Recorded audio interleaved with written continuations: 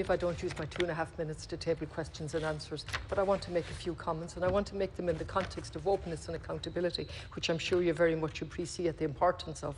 You made a speech here today. You didn't use your time. You didn't share it with the Minister. I would have thought this was the perfect time to bring an element of openness and accountability into the title of this, which is the vaccination programme.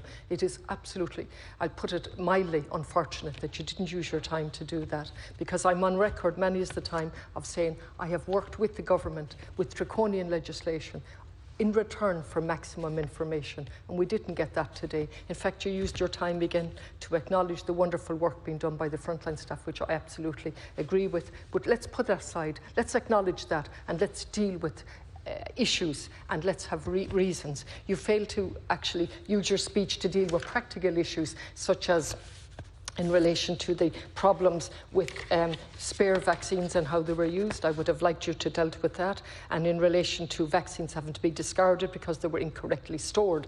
You didn't put your figures in context. You gave us figures which are very welcome, but you didn't put them in context of how many frontline staff are still waiting and many residential staff. That would be very helpful for us then to work through it and work with you in what is a pandemic and absolutely threatening, but to our health and to our lifestyle. So I'm really, really angry, actually, that this is what's happened today, that you choose not to use your time. And then in relation to vaccines, it's quite clear that it's the only game in town.